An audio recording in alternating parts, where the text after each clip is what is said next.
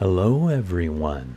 Today we are covering Classic X-Men number 3.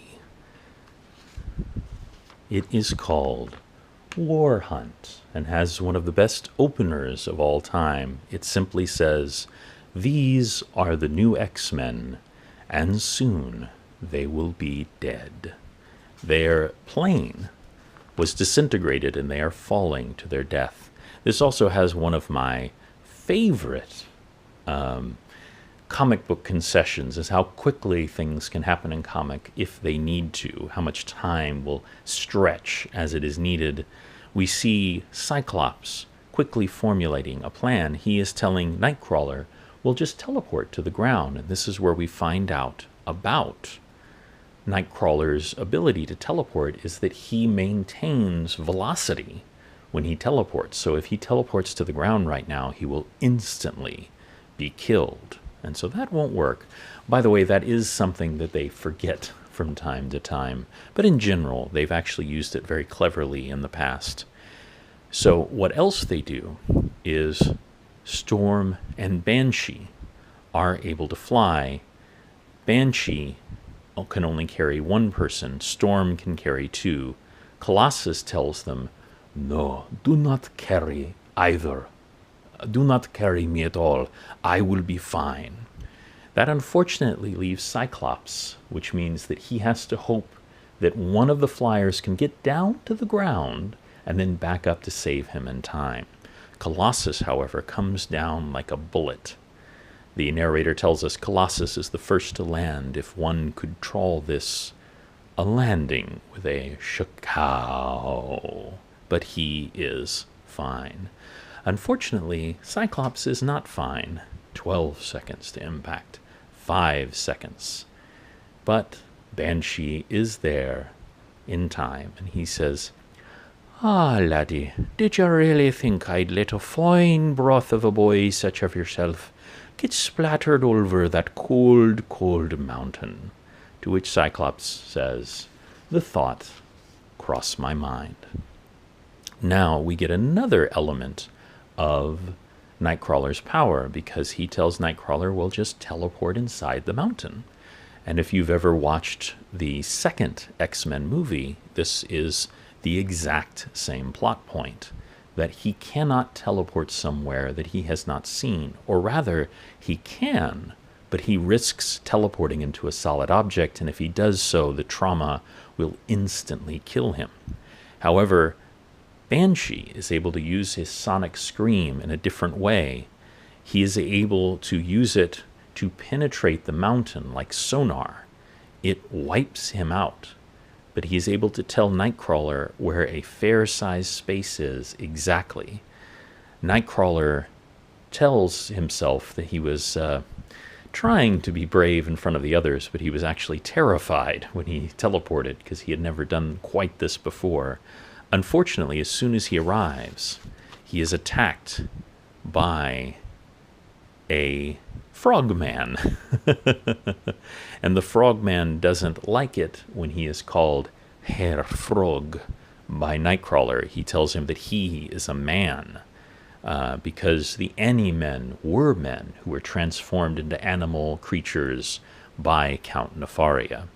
Unfortunately, because of his arrogance, he is not able to defeat Nightcrawler, and in fact, Nightcrawler teleports behind him, does the classic tap, tap, and punches him unconscious.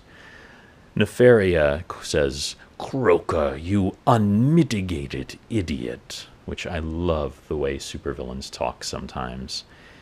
Unfortunately for him, they cannot stop Nightcrawler from opening the hatch, which was the plan all along, that Nightcrawler would let in the other X-Men. But as they go in, they realize the air is getting stuffy and that they are about to get gassed. Unfortunately for Nefaria, that worked perfectly well on the soldiers in the last episode, but these are the X-Men, and Cyclops orders them to smash the tunnel wall, which they do, punching, clawing, laser beam, and steel claw punches. Unfortunately, the police, the military police, are now under the control of the Wasp Woman, who has hypnotic powers. And they are coming forward to kill the X-Men. Unfortunately for the X-Men, most of them are not actually bulletproof. But Colossus is, so he gives them temporary respite as they dive for cover. Storm creates a hurricane inside and washes everyone out. Now, Thunderbird wants to track. Unfortunately, as we mentioned before, he has an inferiority complex. Wolverine is sent to track because he has enhanced senses, and Wolverine has a background in military, and he has actually been in this facility before. And we see Thunderbird saying, "There's nothing I can do that one of the others can't do better. Nothing." And that's not a good place to be when you're distracted, because that lets a giant ape-man jump on the back of your head and get his butt on your neck. Ew. And he says, "Gort sees Catman, and Gort will kill." He picks up Thunderbird and throws him into Banshee. 2 of them are down, and the fight is only just begun. The X-Men are not doing well, and they also got a lungful of gas earlier, so the fight is not going well. The Catman is coming to attack Wolverine. By the way, at this time in the comics, Wolverine is incredibly powerful, but he's nowhere near as powerful as he will become later on, as he becomes the focus of various stories. So it's more conceivable that a cat mutant can knock him to the ground. And he doesn't get the chance, though, because Colossus grabs him and smashes him into the wall. Nightcrawler is having a rematch with the Croaker Frogman, but just as we saw before, when the X-Men are a team, they are almost unstoppable, and Cyclops is able to take out Croaker, just to be taken out by the Birdman. But Nightcrawler, with his incredible jumping power, leaps up into the air and knocks him to the ground. Gort, the Ape-Man, is coming to kill them all. Unfortunately for him, Storm takes care of that and electrifies him, which stuns him, to which Wolverine and Nightcrawler knock him out with a 1-2 KO, starting what I believe is the beginning of their long friendship. Now the Wasp Woman is coming to hypnotize Cyclops. And this is where we get the first instance of his power. Because when we see here, when she hypnotizes him, his eyes go slack. And we actually get in here that his visor has been modified so that when his visor opens, that is what actually releases it and lets him fire. And that smashes into the Wasp Woman, knocking her unconscious, and of course, releasing them. Banshee and Thunderbird are unconscious, and they decide to leave them for the time being because there is so little time left. In fact, there is only 9 minutes left until the nuclear weapons launch. Banshee and Thunderbird wake up and are very annoyed to find that they've been left behind. We see Count Nefaria making his escape in a jet, very fortunate that he knows how to fly one, and that's when Thunderbird leaps up and grabs on. Banshee begs him not to do so, telling him that he can disable the jet without putting anyone in danger, but Thunderbird does not want to be shown up. He says, "Thunderbird is just that man. Don't go away, Neffy baby, 'cause John Proudstar is coming to get you, and he's a man who don't give up." And we see him smacking the airplane as they are flying. Now, inside, Cyclops is desperately trying to shut down the system, and we see Xavier's floating head, one of my favorite little X-Men moments, and he's telling them that he's mentally scanned the system, and the battle with the Any-Men destroyed the command relays, which I love that he can mentally scan a computer. I don't really think that's part of Xavier's power, but, you know, that's comics for you. But he's telling them the real danger is what's happening outside with John Proudstar Thunderbird, who is able to smash through the bubble at the top of the airplane. And Banshee is crying at him, "For pity's sakes, laddie, get off the plane!" But he will not. And the plane goes down and explodes.